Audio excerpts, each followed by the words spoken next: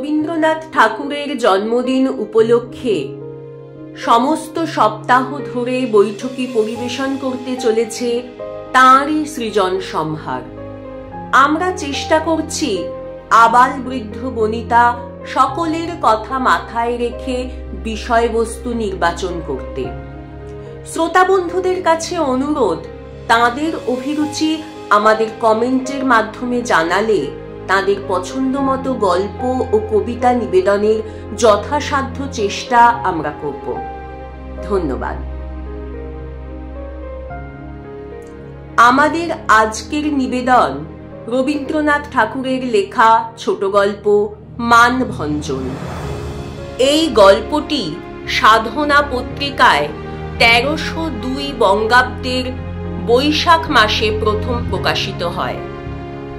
এই গল্পে তৎকালীন কলকাতার বাবু সমাজের প্রতিচ্ছবি যেমন ধরা পড়েছে, ঠিক তেমনি এক নারীর অপমানিত ব্যথিত হৃদয় থেকে ঘুরে দাঁড়িয়ে তার প্রতিশোধ নেওয়াও প্রস্ফুটিত হয়ে উঠেছে এখানে। আসুন শুনি আজকের গল্প মানভঞ্জন। রমানাথ শীলের ত্রিতল অট্টালিকায় সর্বোচ্চ তলের ঘরে গোপীনাথ শীলের স্ত্রী গিরিবালা বাস করে। শয়নকক্ষের দক্ষিণ দ্বারের সম্মুখে ফুলের টবে গুটিকতক বেলফুল এবং গোলাপ ফুলের গাছ। ছাদটি উচ্চ প্রাচীর দিয়ে ঘেরা। বহির্দৃশ্য দেখিবার জন্য প্রাচীরের মাঝে মাঝে একটি করিয়া ইট ফাঁক দেওয়া আছে। শোবার ঘরে নানা বেশ এবং বিবেশ বিশিষ্ট বিলাতি নারী মূর্তির বাঁধানো এনগ্রেভিং টাঙানো রহিয়াছে, কিন্তু প্রবেশদ্বারের সম্মুখবর্তী বৃহৎ আয়নার উপরে ষোড়শী গৃহস্বামিনীর যে প্রতিবিম্বটি পড়ে তাহা দেয়ালের কোনো ছবি অপেক্ষা সৌন্দর্যে ন্যূন নহে। গিরিবালার সৌন্দর্য অকস্মাৎ আলোকরশ্মির ন্যায়, বিস্ময়ের ন্যায়, নিদ্রাভঙ্গে চেতনার ন্যায় একবার চকিতে আসিয়া আঘাত করে এবং এক আঘাতে অভিভূত করিয়া দিতে পারে। তাহাকে দেখিলে মনে হয় ইহাকে দেখিবার জন্য প্রস্তুত ছিলাম না। চারিদিকে এবং চিরকাল যেরূপ দেখিয়া আসিতেছি, এ একেবারে হঠাৎ তাহা হইতে অনেক স্বতন্ত্র। গিরিবালাও আপন লাবণ্যোচ্ছ্বাসে আপনি আদ্যপান্ত তরঙ্গিত হইয়া উঠিয়াছে। মদের ফেনা যেমন পাত্র ছাপিয়া পড়িয়া যায়, নবযৌবন এবং নবীন সৌন্দর্য তাহার সর্বাঙ্গে তেমনি ছাপিয়া পড়িয়া যাইতেছে। তাহার বসনে ভূষণে গমনে, তাহার বাহুর বিক্ষেপে, তাহার গ্রীবার ভঙ্গিতে, তাহার চঞ্চল চরণের উদ্দাম ছন্দে নূপুর নিক্কণে, কঙ্কনের কিঙ্কিনীতে, তরল হাস্যে, ক্ষিপ্র ভাষায়, উজ্জ্বল কটাক্ষে একেবারে উচ্ছৃঙ্খল ভাবে উদ্বেলিত হইয়া উঠিতেছে। সে ছাদের উপরে অকারণে চঞ্চল হইয়া বেড়াইতেছে, যেন মনের ভিতরকার কোনো এক অশ্রুত অব্যক্ত সঙ্গীতের তালে তালে তাহার অঙ্গ প্রত্যঙ্গ নৃত্য করিতে চাইতেছে। আপনার অঙ্গকে নানা ভঙ্গিতে উৎক্ষিপ্ত বিক্ষিপ্ত প্রক্ষিপ্ত করিয়া তাহার যেন বিশেষ কি এক আনন্দ আছে।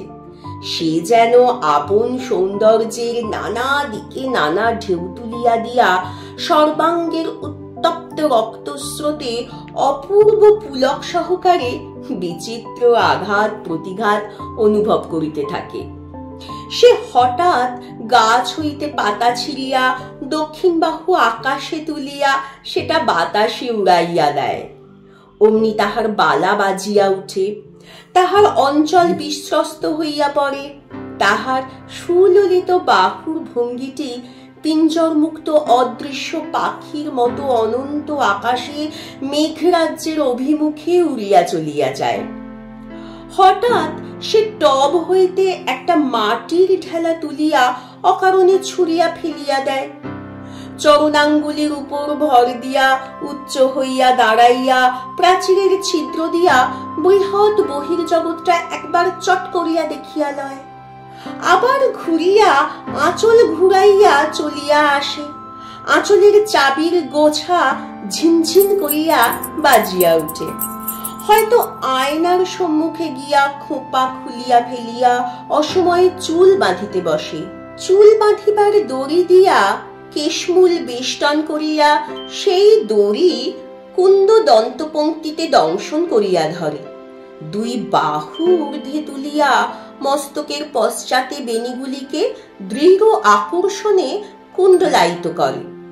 চুল বাঁধা শেষ করিয়া হাতের সমস্ত কাজ ফুরাইয়া যায়।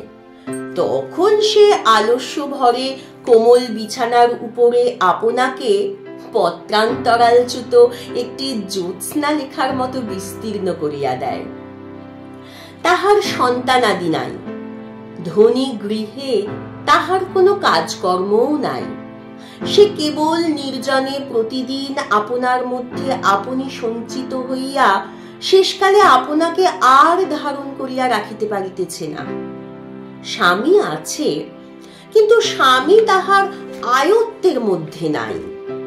গিরিবালা বাল্যকাল হইতে যৌবনে এমন পূর্ণ বিকশিত হইয়া উঠিয়াও কেমন করিয়া তাহার স্বামীর চক্ষু এড়াইয়া গেছে। বরঞ্চ বাল্যকালে সে তাহার স্বামীর আদর পাইয়াছিল। স্বামী তখন স্কুল পালাইয়া তাহার সুপ্ত অভিভাবক দিগকে বঞ্চনা করিয়া নির্জন মধ্যাহ্নে তাহার বালিকা স্ত্রীর সহিত প্রণয়ালাপ করিতে আসিত। এক বাড়িতে থাকিয়াও শৌখিন চিঠির কাগজে স্ত্রীর সহিত চিঠিপত্র লেখালেখি করিত।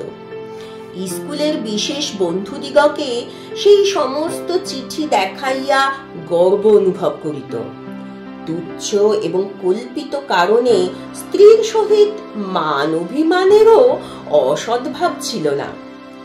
এমন সময় বাপের মৃত্যুতে গোপীনাথ স্বয়ং বাড়ির কর্তা হইয়া উঠিল। কাঁচা কাঠের তক্তায় শীঘ্র পোকা ধরে। কাঁচা বয়সে গোপীনাথ যখন স্বাধীন হইয়া উঠিল, তখন অনেকগুলি জীবজন্তু তাহার স্কন্ধে বাসা বাঁধিল। তখন ক্রমে অন্তঃপুরে তাহার গতিবিধি হ্রাস হইয়া অন্যত্র প্রসারিত হইতে লাগিল। দলপতিত্বের একটা উত্তেজনা আছে। মানুষের কাছে মানুষের নেশাটা অত্যন্ত বেশি। অসংখ্য মনুষ্য জীবন এবং সুবিস্তীর্ণ ইতিহাসের উপর আপন প্রভাব বিস্তার করিবার প্রতি নেপোলিয়নের যে প্রবল একটা আকর্ষণ ছিল, একটা ছোট বৈঠকখানার ছোট কর্তাটিরও নিজের ক্ষুদ্র দলের নেশা অল্পতর পরিমাণে সেই এক জাতীয়। সামান্য ইয়ার্কি বন্ধনে আপনার চারিদিকে একটা লক্ষ্মী ছাড়া ইয়ার মণ্ডলী সৃজন করিয়া তুলিলে তাহাদের উপর আধিপত্য এবং তাহাদের নিকট হইতে বাহবা লাভ করা একটা প্রচন্ড উত্তেজনার কারণ হইয়া দাঁড়ায়। সেজন্য অনেক লোক বিষয় নাশ, ঋণ, কলঙ্ক সমস্তই স্বীকার করিতে প্রস্তুত হয়। গোপীনাথ তাহার ইয়ার সম্প্রদায়ের অধ্যক্ষ হইয়া ভারী মাতিয়া উঠিল। সে প্রতিদিন ইয়ার্কির নব নব কীর্তি, নব নব গৌরব লাভ করিতে লাগিল। তাহার দলের লোক বলিতে লাগিল, শ্যালক বর্গের মধ্যে ইয়ার্কিতে অদ্বিতীয় খ্যাতি লাভ করিল গোপীনাথ। সেই গর্বে, সেই উত্তেজনায় অন্যান্য সমস্ত সুখ দুঃখ কর্তব্যের প্রতি অন্ধ হইয়া হতভাগ্য ব্যক্তিটি প্রতিদিন আবর্তের মধ্যে পাক খাইয়া খাইয়া বেড়াইতে লাগিল। এদিকে জগজ্জয়ী রূপ লইয়া আপন অন্তঃপুরে প্রজাহীন রাজ্যে শয়ন গৃহের শূন্য সিংহাসনে গিরিবালা অধিষ্ঠান করিতে লাগিল। সে নিজে জানিত বিধাতা তাহার হস্তে রাজদণ্ড দিয়াছেন। সে জানিত প্রাচীরের ছিদ্র দিয়া যে বৃহৎ জগৎখানি দেখা যাইতেছে, সেই জগৎটিকে সে কটাক্ষে জয় করিয়া আসিতে পারে। অথচ বিশ্ব সংসারের মধ্যে একটি মানুষকেও সে বন্দি করিতে পারে নাই। গিরিবালার একটি সুরসিকা দাসী আছে, তাহার নাম সুধো অর্থাৎ সুধামুখী।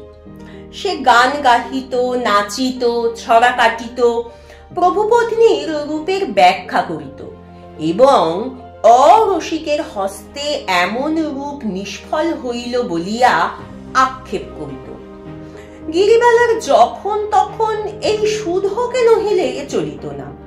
উল্টাইয়া পাল্টাইয়া সে নিজের মুখের শ্রী, দেহের গঠন, বর্ণের উজ্জ্বলতা সম্বন্ধে বিস্তৃত সমালোচনা শুনিত। মাঝে মাঝে তাহার প্রতিবাদ করিত এবং পরম পুলকিত চিত্তে সুধোকে মিথ্যাবাদিনী, চাটুভাষিনী বলিয়া গঞ্জনা করিতে ছাড়িত না। সুধো তখন শত শত শপথ সহকারে নিজের মতের অকৃত্রিমতা প্রমাণ করিতে বসিত। গিরিবালার পক্ষে তাহা বিশ্বাস করা নিতান্ত কঠিন হইত না। সুধো গিরিবালাকে গান শুনাইত দাসখত দিলাম লিখে শ্রীচরণে। এই গানের মধ্যে গিরিবালা নিজের অলোক্তাঙ্কিত অনিন্দ সুন্দর চরণ পল্লবের স্তব শুনিতে পাইত এবং একটি পদলুণ্ঠিত দাসের ছবি তাহার কল্পনায় উদিত হইত। কিন্তু হায়, দুটি শ্রীচরণ মলের শব্দে শূন্য ছাদের উপর আপন জয়গান ঝঙ্কৃত করিয়া বেড়াইত। তবু কোনো স্বেচ্ছা বিকৃত ভক্ত আসিয়া দাসখত লিখিয়া দিয়া যায় না। গোপীনাথ যাহাকে দাসখত লিখিয়া দিয়াছে তাহার নাম লবঙ্গ। সে থিয়েটারে অভিনয় করে, সে স্টেজের উপর চমৎকার মূর্ছা যাইতে পারে। সে যখন সানুনাসিক কৃত্রিম কাঁদুনির স্বরে হাঁপাইয়া হাঁপাইয়া, টানিয়া টানিয়া, আধো আধো উচ্চারণে প্রাণনাথ, প্রাণেশ্বর করিয়া ডাক ছাড়িতে থাকে, তখন পাতলা ধুতির ওপর ওয়েস্টকোট পরা ফুল মোজা মণ্ডিত দর্শক মণ্ডলী এক্সেলেন্ট এক্সেলেন্ট করিয়া উচ্ছ্বসিত হইয়া ওঠে। এই অভিনেত্রী লবঙ্গের অত্যাশ্চর্য ক্ষমতার বর্ণনা গিরিবালা ইতিপূর্বে অনেকবার তাহার স্বামীর মুখেই শুনিয়াছে। তখনও তাহার স্বামী সম্পূর্ণরূপে পলাতক হয় নাই। তখন সে তাহার স্বামীর মোহাবস্থা না জানিয়াও মনে মনে অসুয়া অনুভব করিত। আর কোন নারীর এমন কোন মনোরঞ্জনী বিদ্যা আছে যাহা তাহার নাই, ইহা সে সহ্য করিতে পারিত না। শাশু ও কৌতূহলে সে অনেকবার থিয়েটার দেখিতে যাইবার ইচ্ছা প্রকাশ করিত, কিন্তু কিছুতেই স্বামীর মত করিতে পারিত না। অবশেষে সে একদিন টাকা দিয়া সুধোকে থিয়েটার দেখিতে পাঠাইয়া দিল। শুধু আসিয়া নাসা ভ্রুকুঞ্চিত করিয়া রাম নাম উচ্চারণ পূর্বক অভিনেত্রীদিগের ললাট দেশে সমার্জনের ব্যবস্থা করিল এবং তাহাদের কদর্য মূর্তি ও কৃত্রিম ভঙ্গিতে যে সমস্ত পুরুষের অভিরুচি জন্মে তাহাদের সম্বন্ধেও সে একই রূপ বিধান স্থির করিল। শুনিয়া গিরিবালা বিশেষ আশ্বস্ত হইল। কিন্তু যখন তাহার স্বামী বন্ধন ছিন্ন করিয়া গেল এবং তাহার মনে সমস্ত সংশয় উপস্থিত হইল, সুধোর কথায় অবিশ্বাস প্রকাশ করিল। সুধো গিরির গা ছুঁইয়া বারংবার কহিল, বস্ত্রাখণ্ডবৃত দগ্ধ কাষ্ঠের ন্যায় তাহার নীরস এবং কুৎসিত চেহারা। গিরি তাহার আকর্ষণী শক্তির কোনো কারণ নির্ণয় করতে পারিল না এবং নিজের অভিমানে সাংঘাতিক আঘাতপ্রাপ্ত হইয়া জ্বলিতে লাগিল। অবশেষে একদিন সন্ধ্যাবেলায় সুধোকে লইয়া গোপনে থিয়েটার দেখিতে গেল। নিষিদ্ধ কাজের উত্তেজনা বেশি। তাহার হৃৎপিণ্ডের মধ্যে যে এক মৃদু কম্পন উপস্থিত হইয়াছিল, সেই কম্পনাবেগে এই আলোকময়, লোকময়, বাদ্যসঙ্গীত মুখরিত, দৃশ্যপট শোভিত রঙ্গভূমি তাহার চোখে দ্বিগুণ অপূর্বতা ধারণ করিল। তাহার সেই প্রাচীর বেষ্টিত নির্জন নিরানন্দ অন্তঃপুর হইতে কোন এক সুসজ্জিত সুন্দর উৎসব লোকের প্রান্তে আসিয়া উপস্থিত হইল। সমস্ত স্বপ্ন বলিয়া বোধ হইতে লাগিল। সেদিন মানভঞ্জন অপেরা অভিনয় হইতেছে। যখন ঘণ্টা বাজিল, বাদ্য থামিয়া গেল, চঞ্চল দর্শকগণ মুহূর্তে স্থির নিস্তব্ধ হইয়া বসিল। রঙ্গমঞ্চের সম্মুখবর্তী আলোকমালা উজ্জ্বলতর হইয়া উঠিল, পট উঠিয়া গেল। একদল সুসজ্জিত নটি ব্রজাঙ্গনা সাজিয়া সঙ্গীত সহযোগে নৃত্য করিতে লাগিল। দর্শকের করতালি ও প্রশংসাবাদে নাট্যশালা থাকিয়া থাকিয়া ধ্বনিত কম্পিত হইয়া উঠিল। তখন গিরিবালার তরুণ দেহের রক্তলহরী উন্মাদনায় আলোড়িত হইতে লাগিল। সেই সঙ্গীতের টানে, আলোক ও আভরণের ছটায় এবং সম্মিলিত প্রশংসা ধ্বনিতে সে ক্ষণকালের জন্য সমাজ সংসার সমস্তই বিস্মৃত হইয়া গেল। মনে করিল এমন এক জায়গায় আসিয়াছে যেখানে বন্ধনমুক্ত সৌন্দর্যপূর্ণ স্বাধীনতার কোনো বাধা মাত্র নাই। শুধু মাঝে মাঝে আসিয়া ভীতস্বরে কানে কানে বলে, বউ ঠাকুরুন, এই বেলা বাড়ি ফিরিয়া চলো, দাদাবাবু জানিতে পারিলে রক্ষা থাকিবে না। গিরিবালা সে কথায় কর্ণপাত করে না। তাহার মনে এখন আর কিছু মাত্র ভয় নাই। অভিনয় অনেক দূর অগ্রসর হইল। রাধার দুর্জয় মান হইয়াছে। সে মান সাগরে কৃষ্ণ আর কিছুতেই থই পাইতেছে না।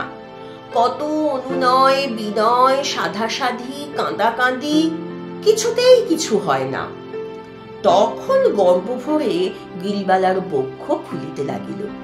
কৃষ্ণের এই লাঞ্ছনায় সে যেন মনে মনে রাধা হইয়া নিজের অসীম প্রতাপ নিজে অনুভব করিতে লাগিল।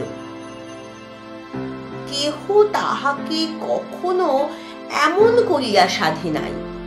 সে অবহেলিত, অপমানিত, পরিত্যক্ত স্ত্রী, কিন্তু তবু সে এক অপূর্ব মোহে স্থির করিল যে এমনি করিয়া নিষ্ঠুর ভাবে কাঁদাইবার ক্ষমতা তাহারও আছে। সৌন্দর্যের যে কেমন দুর্দণ্ড প্রতাপ তাহা সে নিজ কানে শুনিয়াছে, অনুমান করিয়াছে মাত্র। আজ দীপের আলোকে, গানের সুরে, সুদৃশ্য রঙ্গমঞ্চের উপরে তাহা সুস্পষ্টভাবে প্রত্যক্ষ করিল। নেশায় তাহার সমস্ত মস্তিষ্ক ভরিয়া উঠিল। অবশেষে যবনিকা পতন হইল। গ্যাসের আলো ম্লান হইয়া আসিল। দর্শকগণ প্রস্থানের উপক্রম করিল। গিরিবালা মন্ত্রমুগ্ধের মতো বসিয়া রহিল। এখান হইতে উঠিয়া যে বাড়ি যাইতে হইবে এ কথা তাহার মনেই ছিল না। সে ভাবিতেছিল অভিনয় বুঝি ফুরাইবে না, যবনিকা আবার উঠিবে। রাধিকার নিকট শ্রীকৃষ্ণের পরাভব জগতে ইহা ছাড়া আর কোনো বিষয় উপস্থিত নাই। শুধু কহিল, বউ ঠাকুরুন, করো কি, ওঠো, এখনই সমস্ত আলো নিবাইয়া দিবে। গিরিবালা গভীর রাত্রে আপন কক্ষে ফিরিয়া আসিল। কোণে একটি দ্বীপ মিটমিট করিতেছে। ঘরে একটি লোক নাই, শব্দ নাই। গৃহপ্রান্তে নির্জন শয্যার উপরে একটি পুরাতন মশারি বাতাসে অল্প অল্প দুলিতেছে। তাহার প্রতিদিনের জগৎ অত্যন্ত বিশ্রী, বিরস এবং তুচ্ছ বলিয়া ঠেকিতে লাগিল। কোথায় সেই সৌন্দর্যময়, আলোকময়, সঙ্গীতময় রাজ্য যেখানে সে আপনার সমস্ত মহিমা বিকীর্ণ করিয়া দিয়া জগতের কেন্দ্রস্থলে বিরাজ করিতে পারে, যেখানে সে অজ্ঞাত, অবজ্ঞাত, তুচ্ছ, সাধারণ নারী মাত্র নহে। এখন হইতে সে প্রতি সপ্তাহেই থিয়েটার যাইতে আরম্ভ করিল। কালক্রমে তাহার সেই প্রথম মোহ অনেকটা পরিমাণে হ্রাস হইয়া আসিল। এখন সে নটনটীদের মুখের রং চং, সৌন্দর্যের অভাব, অভিনয়ের কৃত্রিমতা সমস্ত দেখিতে পাইল, কিন্তু তবু তাহার নেশা ছুটিল না। রণসঙ্গীত শুনিলে যোদ্ধার হৃদয় যেমন নাচিয়া উঠে, রঙ্গমঞ্চের পট উঠিয়া গেলেই তাহার বক্ষের মধ্যে সেই রূপ আন্দোলন উপস্থিত হইত। ওই যে সমস্ত সংসার হইতে স্বতন্ত্র, সুদৃশ্য, সমুচ্চ সুন্দর বেদিকা স্বর্ণলেখায় অঙ্কিত, চিত্রপটে সজ্জিত, কাব্য এবং সঙ্গীতের ইন্দ্রজালে মায়ামণ্ডিত, অসংখ্য মুগ্ধ দৃষ্টির দ্বারা আক্রান্ত, নেপথ্যভূমির গোপনতার দ্বারা অপূর্ব রহস্যপ্রাপ্ত, উজ্জ্বল আলোকমালায় সর্বসমক্ষে সুপ্রকাশিত, বিশ্ববিজয়িনী সৌন্দর্য রাজ্ঞীর পক্ষে এমন মায়া সিংহাসন আর কোথায় আছে? প্রথম যেদিন সে তাহার স্বামীকে রঙ্গভূমিতে উপস্থিত দেখিল এবং যখন গোপীনাথ কোন নটির অভিনয়ে উন্মত্ত উচ্ছ্বাস প্রকাশ করিতে লাগিল, তখন স্বামীর প্রতি তাহার মনে প্রবল অবজ্ঞা উদয় হইল। সে জর্জরিত চিত্তে মনে করিল, যদি কোনো এমন দিন আসে যে তাহার স্বামী তাহার রূপে আকৃষ্ট হইয়া দগ্ধ পক্ষ পতঙ্গের মতো তাহার পদতলে আসিয়া পড়ে এবং সে আপন চরণ নখরের প্রান্ত হইতে উপেক্ষা বিকীর্ণ করিয়া দিয়া অভিমান ভরে চলিয়া যাইতে পারে, তবেই তাহার এই ব্যর্থ রূপ, ব্যর্থ যৌবন সার্থকতা লাভ করিবে। কিন্তু সে শুভদিন আসিল কই? আজকাল গোপীনাথের দর্শন পাওয়াই দুর্লভ হইতেছে।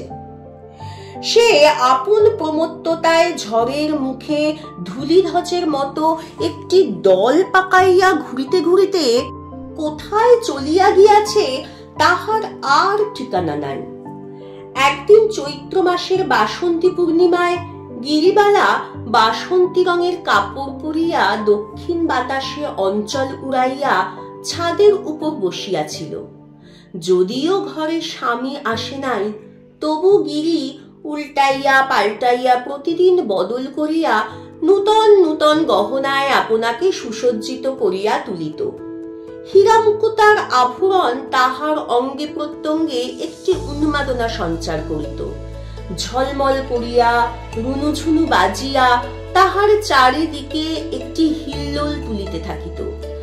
আজ সে হাতে বাজুবন্ধ এবং গলায় একটা চুনি এবং মুক্তার কণ্ঠি পরিয়াছে এবং বাম হস্তের কনিষ্ঠ অঙ্গুলিতে একটি নীলার আংটি দিয়াছে।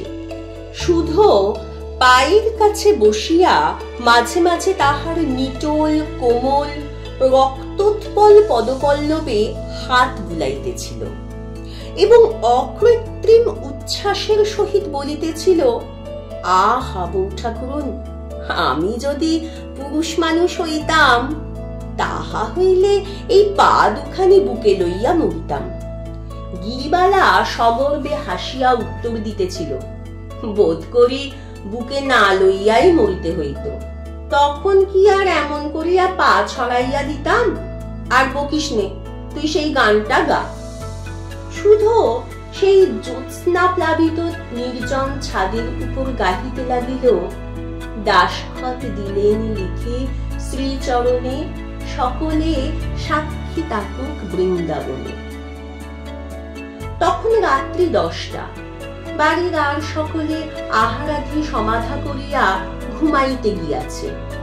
এমন সময় আতর মাখিয়া উর্মি উড়াইয়া হঠাৎ গোপীনাথ আসিয়া উপস্থিত হইল। শুধু অনেকখানি জিভ কাটিয়া 7 হাত ঘোমটা টানিয়া ঊর্ধ্বশ্বাসে পলায়ন করিল। গিরিবালা ভাবিল, তাহার দিন আসিয়াছে। সে মুখ তুলিয়া চাহিল না। সে রাধিকার মতো গুরুমান ভরে অটল হইয়া বসিয়া রইল। কিন্তু দৃশ্যপট উঠিল না। শিখি পুচ্ছ চূড়া পায়ের কাছে লুটাইল না। কেহ রাগিনীতে গাহিয়া উঠিল না, কেন পূর্ণিমা আধার কর লুকায়ে বদন শশী। সঙ্গীতহীন নীরস কণ্ঠে গোপীনাথ বলিল, একবার চাবিটা দাও দেখি। এখন জ্যোৎস্নায়, এমন বসন্তে, এত দিনের বিচ্ছেদের পরে এই কি প্রথম সম্ভাষণ? কাব্যে, নাটকে, উপন্যাসে যাহা লেখে তাহার আগাগোড়াই মিথ্যা কথা।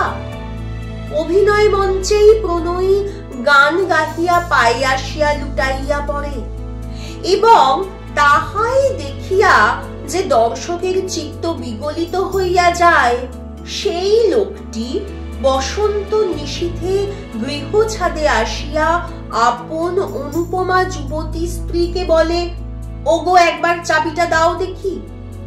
তাহাতে না আছে রাগিনী, না আছে প্রীতি, তাহাতে কোনো মোহ নাই, মাধুর্য নাই, তাহা অত্যন্ত অকিঞ্চিতকর। এমন সময়ে দক্ষিণে বাতাস জগতের সমস্ত অপমানিত কবিত্বের মর্মান্তিক দীর্ঘ নিঃশ্বাসের মতো হু হু করিয়া বহিয়া গেল। টব ভরা ফুটন্ত বেলফুলের গন্ধ ছাদময় ছড়াইয়া দিয়া গেল।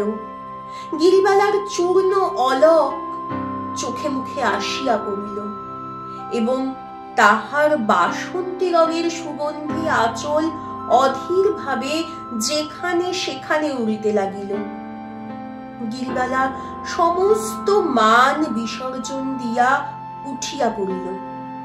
স্বামীর হাত ধরিয়া বলিল, চাবি দিব এখন, তুমি ঘরে চলো। আজ সে কাঁদিবে, কাঁদাইবে, তাহার সমস্ত নির্জন কল্পনাকে সার্থক করিবে, তাহার সমস্ত ব্রহ্মাস্ত্র বাহির করিয়া বিজয়ী হইবে, ইহা সে দৃঢ় সংকল্প করিয়াছে। গোপীনাথ কহিল, আমি বেশি দেরি করতে পারিব না, তুমি চাবি দাও। গিরিবালা কহিল, আমি চাবি দিব, এবং চাবির মধ্যে যাহা আছে সমস্ত দিব, কিন্তু আজ রাত্রে তুমি কোথাও যাইতে পারিবে না। গোপীনাথ বলিল, সে হইবে না, আমার বিশেষ দরকার আছে। গিরিবালা বলিল, তবে আমিও চাবি দিব না। গোপী বলিল, দিবে না বই কি, কেমন না দাও দেখিব। বলিয়া সে গিরিবালার আঁচলে দেখিল চাবি নাই। ঘরের মধ্যে ঢুকিয়া তাহার আয়নার বাক্সর দেরাজ খুলিয়া দেখিল তাহার মধ্যেও চাবি নাই। তাহার চুল বাঁধিবার বাক্স জোর করিয়া ভাঙিয়া খুলিল। তাহাতে কাজল লতা, সিন্দুরের কৌটা, চুলের দড়ি প্রভৃতি বিচিত্র উপকরণ আছে, চাবি নাই। তখন সে বিছানা ঘাটিয়া, গদি উঠাইয়া, আলমারি ভাঙিয়া নাস্তানাবুদ করিয়া তুলিল। গিরিবালা প্রস্তর মূর্তির মতো শক্ত হইয়া দরজা ধরিয়া ছাদের দিকে চাহিয়া দাঁড়াইয়া রহিল। ব্যর্থ মনোরথ গোপীনাথ রাগে গড়গড় করিতে করিতে আসিয়া বলিল, চাবি দাও বলিতেছি, নহিলে ভালো হইবে না। গিরিবালা উত্তর মাত্র দিল না। তখন গোপী তাহাকে চাপিয়া ধরিল এবং তাহার হাত হইতে বাজুবন্ধ, গলা হইতে কণ্ঠি, অঙ্গুলি হইতে আংটি ছিনিয়া লইয়া তাহাকে লাথি মারিয়া চলিয়া গেল। বাড়ির কাহারও নিদ্রা ভঙ্গ হইল না। পল্লীর কেহ কিছুই জানিতে পারিল না। জ্যোৎস্না রাত্রি তেমনি নিস্তব্ধ হইয়া রহিল।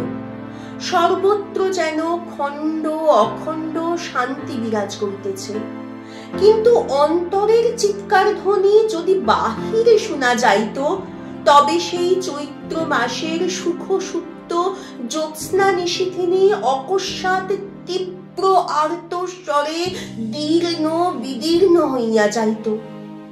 এমন সম্পূর্ণ নিঃশব্দে এমন হৃদয় বিদারণ ব্যাপার ঘটিয়া থাকে। অথচ সে রাত্রিও কাটিয়া গেল। এমন পরাভব, এত অপমান গিরিবালা সুধোর কাছেও বলিতে পারিল না। মনে করিল আত্মহত্যা করিয়া এই অতুল রূপ যৌবন নিজের হাতে খণ্ড খণ্ড করিয়া ভাঙিয়া ফেলিয়া সে আপন অনাদরের প্রতিশোধ লইবে। কিন্তু তখনই তাহার মনে পড়িল তাহাতে কাহারও কিছু আসিবে যাইবে না। পৃথিবীর যে কতখানি ক্ষতি হইবে তাহা কেহ অনুভব করিবে না। জীবনেও কোনো সুখ নাই, মৃত্যুতেও কোনো সান্ত্বনা নাই। গিরিবালা বলিল, আমি বাপের বাড়ি চলিলাম। তাহার বাপের বাড়ি কলিকাতা হইতে দূরে।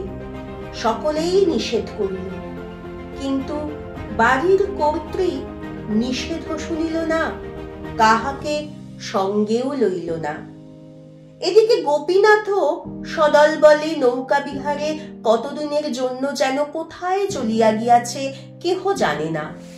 গন্ধর্ব থিয়েটারে গোপীনাথ প্রায় প্রত্যেক অভিনয়েই উপস্থিত থাকিত। সেখানে মনোরমা নাটকে লবঙ্গ মনোরমা সাজিত এবং গোপীনাথ সদলে সম্মুখের সারে বসিয়া তাহাকে উচ্চ স্বরে বাহবা দিত এবং স্টেজের উপর তোড়া ছুড়িয়া ফেলিত। মাঝে মাঝে এক একদিন গোলমাল করিয়া দর্শকদের অত্যন্ত বিরক্তিভাজন হইত। তথাপি রঙ্গভূমির অধ্যক্ষগণ তাহাকে কখনো নিষেধ করিতে সাহস করে নাই। অবশেষে একদিন গোপীনাথ কিঞ্চিত মত্তাবস্থায় গ্রিন রুমের মধ্যে প্রবেশ করিয়া ভারী গোল বাঁধাইয়া দিল। কি এক সামান্য কাল্পনিক কারণে সে আপনাকে অপমানিত জ্ঞান করিয়া কোন নটিকে গুরুতর প্রহার করিল। তাহার চিৎকারে এবং গোপীনাথের গালি বর্ষণে সমস্ত নাট্যশালা চকিত হইয়া উঠিল। সেদিন অধ্যক্ষগণ আর সহ্য করিতে না পারিয়া গোপীনাথকে পুলিশের সাহায্যে বাহির করিয়া দেয়। গোপীনাথ এই অপমানের প্রতিশোধ লইতে কৃত নিশ্চয় হইল। থিয়েটার ওলারা পূজার 1 মাস পূর্ব হইতে নূতন নাটক মনোরমার অভিনয় খুব আড়ম্বর সহকারে ঘোষণা করিয়াছে। বিজ্ঞাপনের দ্বারা কলিকাতা শহরটাকে কাগজে মুড়িয়া ফেলিয়াছে। রাজধানীকে যেন সেই বিখ্যাত গ্রন্থকারের নামাঙ্কিত নামাবলী পড়াইয়া দিয়াছে। এমন সময় গোপীনাথ তাহাদের প্রধান অভিনেত্রী লবঙ্গকে লইয়া বোটে চড়িয়া কোথায় অন্তর্ধান হইল তাহার আর সন্ধান পাওয়া গেল না। থিয়েটারওয়ালারা হঠাৎ অকুল পাথারে পড়িয়া গেল। কিছুদিন লবঙ্গর জন্য অপেক্ষা করিয়া অবশেষে এক নূতন অভিনেত্রীকে মনোরমার অংশ অভ্যাস করাইয়া লইল। তাহাতে তাহাদের অভিনয়ের সময় পিছাইয়া গেল, কিন্তু বিশেষ ক্ষতি হল না। অভিনয় স্থলে দর্শক আর ধরে না, শত শত লোক দ্বার হইতে ফিরাইয়া যায়। কাগজেও প্রশংসার সীমা নাই। সে প্রশংসা দূরদেশে গোপীনাথের কানেও গেল। সে আর থাকিতে পারিল না। বিদ্বেষে এবং কৌতূহলে পূর্ণ হইয়া সে অভিনয় দেখিতে আসিল। প্রথম পট উৎক্ষেপে অভিনয়ের আরম্ভ ভাগে মনোরমা দিনহীন বেশে দাসীর মতো তাহার শ্বশুর বাড়িতে থাকে। প্রচ্ছন্ন বিনম্র সংকুচিত ভাবে সে আপনার কাজকর্ম করে। তাহার মুখে কথা নাই এবং তাহার মুখ ভালো করিয়া দেখাই যায় না। অভিনয়ের শেষাংশে মনোরমাকে পিতৃগৃহে পাঠাইয়া তাহার স্বামী অর্থলোভে কোনো এক লক্ষপতির একমাত্র কন্যাকে বিবাহ করিতে উদ্যত হইয়াছে। বিবাহের পর বাসর ঘরে যখন স্বামী নিরীক্ষণ করিয়া দেখিল, তখন দেখিতে পাইল এও সেই মনোরমা, কেবল সেই দাসী বেশ নেই। আজ সে রাজকন্যা সাজিয়াছে। তাহার নিরূপম সৌন্দর্য আভরণে ঐশ্বর্যে মণ্ডিত হইয়া 10 দিকে বিকীর্ণ হইয়া পড়িয়াছে। শিশুকালে মনোরমা তাহার ধনী পিতৃগৃহ হইতে অপহৃত হইয়া দরিদ্রের গৃহে পালিত হইয়াছে। বহুকাল পরে সম্প্রতি তাহার পিতা সেই সন্ধান পাইয়া কন্যাকে ঘরে আনাইয়া তাহার স্বামীর সহিত পুনরায় নূতন সমারোহে বিবাহ দিয়াছে। তাহার পরে বাসর ঘরে মান ভঞ্জনের পালা আরম্ভ হইল। কিন্তু ইতিমধ্যে দর্শক মণ্ডলীর মধ্যে ভারী এক গোলমাল বাঁধিয়া উঠিল। মনোরমা যতক্ষণ মলিন দাসী বেশে ঘোমটা টানিয়াছিল, ততক্ষণ গোপীনাথ নিস্তব্ধ হইয়া দেখিতেছিল।